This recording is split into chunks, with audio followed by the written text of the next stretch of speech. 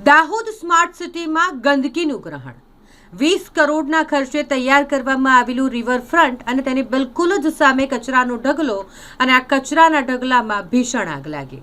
આમ તો સ્માર્ટ સિટીના નામે દાહોદ નગરપાલિકા દ્વારા કરોડોનો ધુમાડો કરવામાં આવે છે અને બીજી તરફ કચરાના ઢગલામાં ઉડતો આ અસલી ધુમાડો વરવી વાસ્તવિકતા છે। 20 કરોડના ખર્ચે દૂધમતી નદી પર રિવરફ્રન્ટ બનાવવામાં આવ્યું છે, પરંતુ તેની બિલકુલ સામે આ કચરાનો ઢગલો અને જેમાં અગમ્ય કારણસર આગ ભભૂકી ઉઠી અને જેના કારણે અફરાતફરી મચી। શહેરના છેવાડામાંથી પસાર થતી ઐતિહાસિક દૂધમતી નદી, જેની કાયાપલટ કરવા માટે સ્માર્ટ સિટી અંતર્ગત 20 કરોડ રૂપિયાના ખર્ચે આલિશાન રિવરફ્રન્ટ તૈયાર કરાયું, પરંતુ સિક્કાની બીજી બાજુ અત્યંત વરવી વાસ્તવિકતા છે। રિવરફ્રન્ટની બિલકુલ સામે આવેલો સ્લમ વિસ્તાર એટલે કે જૂના વણકરવાસમાં પાલિકા દ્વારા આખા શહેરનો કચરો ઠાલવવામાં આવે છે અને ત્યાં સાંજના સમયે કચરાના વિશાળ ઢગલામાં અચાનક આગ ફાટી નીકળી।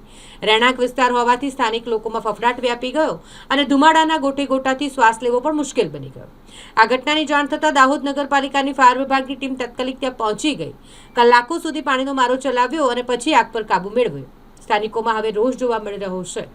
પ્રશ્ન એ થાય છે કે શું 20 કરોડનો રિવરફ્રન્ટ માત્ર દેખાડા માટે છે? એક તરફ સ્માર્ટ સિટીની વાતો થાય છે અને બીજી તરફ ગરીબ વસ્તીની બાજુમાં કચરાના પહાડ ખડકી દેવામાં આવે છે। આજે તો આગ પર કાબુ મેળવી લેવાયો, પણ જો આ આગ વધુ વિકરાળ બની હોત તો તેનું જવાબદાર કોણ હોત?